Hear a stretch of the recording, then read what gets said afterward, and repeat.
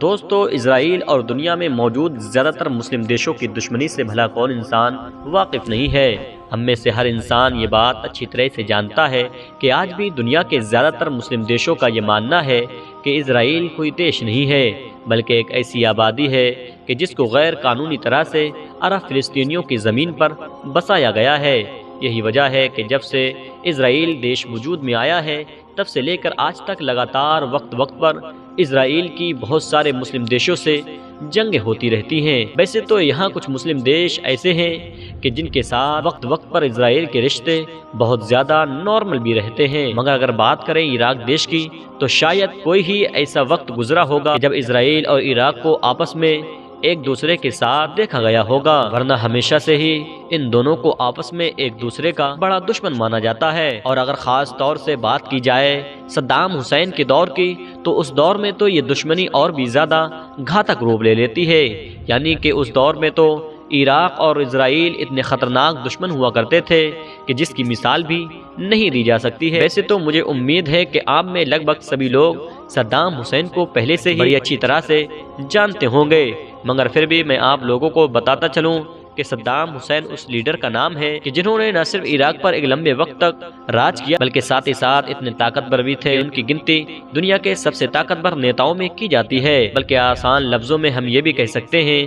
کہ Saddam Hussein کو پچھلے 40-50 سال کے اتہاس میں دنیا کا سب سے طاقتور نیتا بھی مانا جاتا ہے، کیونکہ صدام حسین کے علاوہ ہماری دنیا میں پچھلے 40-50 سال میں کوئی بھی ایسا مسلم نیتا نظر نہیں آتا ہے کہ جو صدام حسین جیسا طاقتور اور اتنا پاپولر ہو۔ مگر اب اگر بات کریں صدام حسین اور اسرائیل کے رشتوں کے بارے میں تو میں آپ لوگوں کو بتاتا چلوں کہ صدام حسین جیسا نیتا اسرائیل کے خلاف اتنا زیادہ سخت مزاج رکھتا تھا کہ ایک بار تو انٹرویو میں صدام حسین نے یہ بھی کہہ ڈالا کہ جو وہ ایٹم بم تیار کر رہے ہیں وہ اپنے دیش کے لیے نہیں بلکہ اسرائیل کی نیندیں اڑانے کے لیے تیار کر رہے ہیں۔ اتنا ہی نہیں، اس طرح کی چیزیں صدام حسین وقت پر اپنے انٹرویوز میں اسرائیل کے خلاف بولتے رہتے تھے۔ یہی وجہ تھی کہ اسرائیل بھی وقت پر صدام حسین کو زبان سے جواب دیتا رہتا تھا۔ ایک بار اسرائیل کے ڈیفنس منسٹر نے ایک انٹرویو میں صدام حسین کے بارے میں یہ بھی کہہ ڈالا تھا کہ وہ ایک ایسا انسان ہے کہ جو دماغ سے پاگل ہے، جس کو تو نہ اپنی فکر ہے اور نہ ہی اپنے قوم کی فکر ہے۔ یعنی کہ دوستو، آپ لوگ ان کی زبان کی جنگ سے ہی اس بات کا اندازہ لگا سکتے ہیں کہ آخر ان کے بیچ کس طرح کی دشمنی ہوا کرتی تھی۔ اتنا ہی نہیں دوستو، صدام حسین اور اسرائیل سے جڑی ایک مشہور کہانی آج بھی بہت زیادہ مشہور ہے۔ اس کہانی سے جڑی ہوئی ویڈیوز سوشل میڈیا پر بہت زیادہ وائرل بھی ہوتی ہیں۔ ہوا یہ کہ ایک بار کی بات ہے کہ جب صدام حسین کی لائیو کانفرنس چل رہی تھی تو اچانک سے ایک عورت صدام حسین کے سامنے آ کر کھڑی ہوئی اور اس نے روتے ہوئے صدام حسین سے بہت زیادہ سخت انداز میں کہا کہ میری بیٹی کو اسرائیلی فوجیوں نے ریپ کا نشانہ بناتے ہوئے اس کو قتل کر دیا ہے اور تم یہاں پر آرام سے اپنی زندگی گزار رہے ہو، تو اپنی زندگی بڑی عیش و عشرت کے ساتھ گزار رہے ہو، مگر ہر دن ہمارے اوپر ظلم و ستم کے پہاڑ توڑے جا رہے ہیں۔ دوستو، وہ عورت یہیں پر نہیں رکی، اس نے کہا گھروں پر آ کر اسرائیلی فوجی ہماری آنکھوں کے سامنے ہماری ماں و بہنوں کو اٹھا کر لے جاتے ہیں اور بعد میں ان کو قتل کر کے سڑکوں پر پھینک دیا جاتا ہے، ہمارے چھوٹے چھوٹے بچوں کو سڑکوں پر گھسیٹ کر ختم کر دیا جاتا ہے۔ کیا تم کو ان عورتوں، بچوں اور بوڑھوں کی چیخیں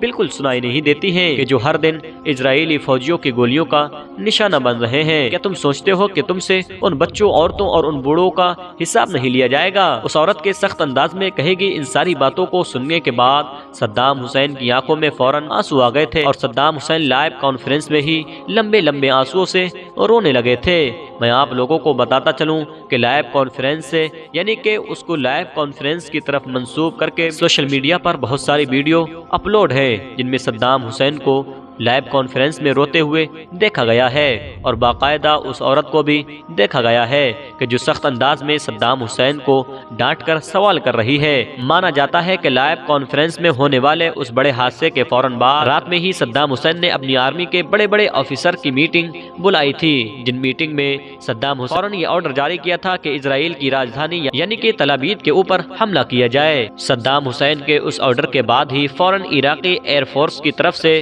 اسرائیل کی راجدھانی پر ایک کر کے